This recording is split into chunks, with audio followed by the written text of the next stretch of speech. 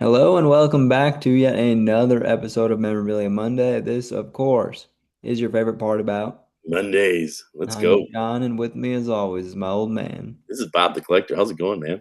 I'm doing pretty well, collector.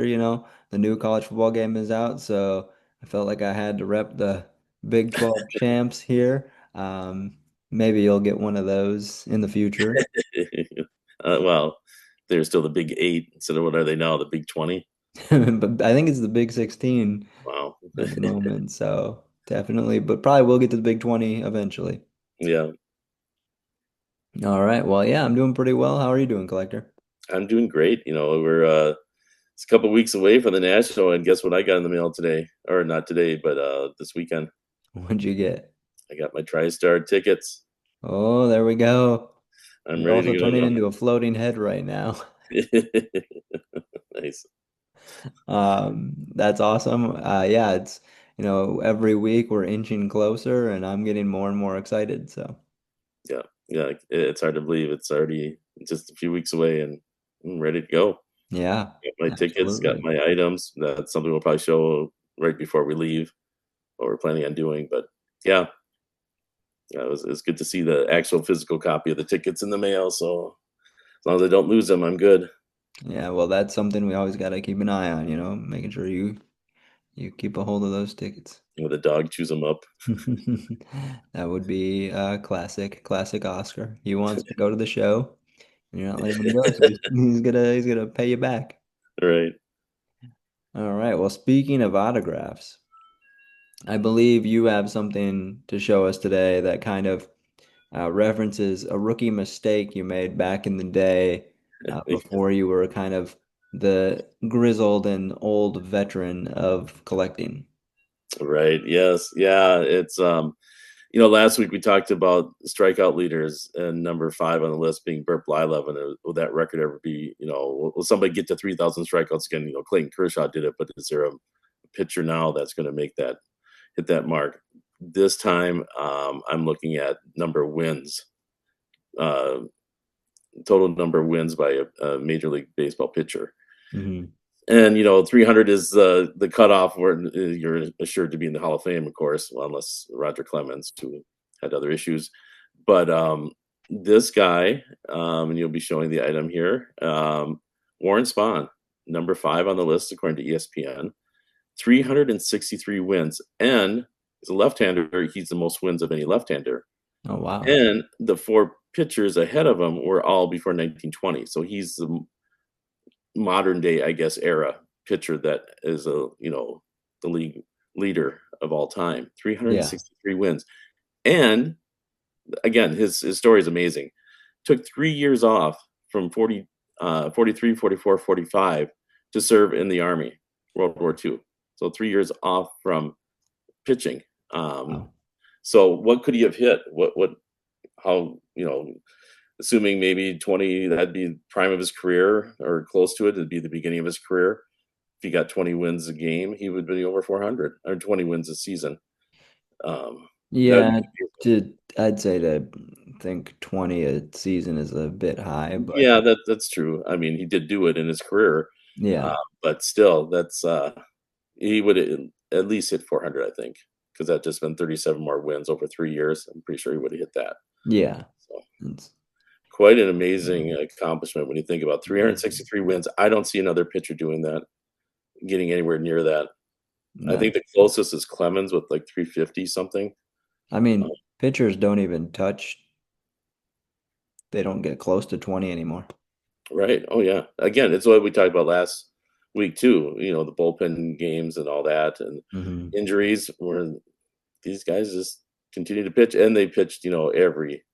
It might not have been a 5-man rotation back then. It might have been a 4-man rotation, so they had more games that they played as well. But Yeah. yeah, yeah, amazing career. But and you'll see as you showed the signature. There's another name on there as well. Hmm. So Eddie Matthews, again, a great player for the Milwaukee Braves, 512 total home runs. So that's another milestone that you want to hit to get into the Hall of Fame, 500 home runs, and he hit 512. So what was the rookie mistake? Would you say? Well, I think these should have been on separate items to showcase each one individually. Absolutely, yeah, yeah. I don't know what I was thinking. Well, back then when I was just starting out, I was like, well, why there's I got the Milwaukee Braves helmet. They both played for the Braves. I'll just get both signatures on. There's no sense getting two mini helmets. So let's get both signatures on one. Yeah, I think it's cool to have something multi-signed, but maybe if you have them individually as well. Yeah, and I definitely should have done that. And back then, this is probably really early 2000s because I can't remember Eddie Matthews didn't. I think he died, soon after this. So yeah, I could have had him on a something bigger, so it wasn't such a. It's they're nice autographs. I mean, you can Yeah. definitely tell that they're Eddie Matthews and Warren Spahn, but it'd been nice to have it maybe an additional inscription: 363 wins, 512 home runs. They have their Hall of Fame inscription on there, but been nice to have something additional. Yeah. And that's what the collecting game is all about, right? Like some people might like multi-signed stuff, and that's cool too. But that's not something that you're a fan of, and now you know, right? It's all about kind of trial and error and learning what you like and what you don't. Yeah, you kind of learn that I think through experience and watching other guys that are more veteran collectors than you at the time, and like, oh, that's what they're. Oh, I see, they do it like that, and then you look it up and say, oh yeah, you want it on a single signed item is preferred method, unless you get a Yeah. team signed ball or something. But I mean, it is still cool because they both played for the Braves, so it's the old time Braves helmet. So I mean, I think Right. it's still a nice item. Yeah, it's still cool. It's unique, right? It's something that you'll always remember. Like, oh yeah, that was when I realized I didn't like multi-signed items. I like the individual player to be hmm showcased on their own item. Yeah, yeah, I mean, if they were still around today and they're at a show, I mean, I think these guys are worthy of a jersey even or a bat for Eddie Matthews for sure. Well, yeah, I mean, just talking through the accolades, over 500 home runs, over 350 wins, like 363. That's 363. incredible. And like you said, I don't see anybody getting near there in the future. So, I Yeah, mean, look at the best pitcher in the league right now, Paul Skeens. He's on a poverty team in the Pittsburgh Pirates, and he's getting what, 2 wins right now? But he's I think he's like 4-8 or 4-9, and yeah, it's he tough pitched out Friday against there. the Twins. That's He the gave thing up with that's one the thing with mistake. pitching is that you don't have all that control. You can hmm control what you can control, but if your offense isn't there, you're not getting the win. Right. And this might be controversial, but I always say look at the ERA of the pitcher. That's I think the most important stat I don't think that's as controversial as you think. rather than win loss totals. It's like I Yeah. look at the ERA. Yeah. Very, very true. Well, let us know in the comments below. Are you a fan of multi-signed helmets? Do you think the collector made a mistake? Or would you have been happy with the Warren Spahn, Eddie Matthews co-autograph? Collector, do you have any final thoughts?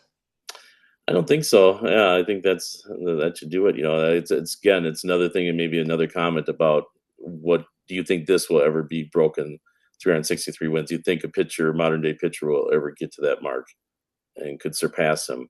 I don't see it. I think it's another one of those records that we're not going to see broken, at least with the modern day pitching staffs. But yeah, it'd be interesting to see if anybody has any other comments. And the other comment is, should the collector wear a different shirt next episode because he's Oh, putting head this whole time? there you go. But yeah, let us know down below what you guys think on the dual signed helmet, the record-breaking possibilities in the future, and the collector's wardrobe choices. I think it looks pretty nice. All right, and until next time, remember to always keep it mint. And keep it gem mint, just like Warren Spahn and Eddie Matthews. They're amazing careers. Keep it gem mint, everybody, as we inch closer and closer to the national. All right, bye.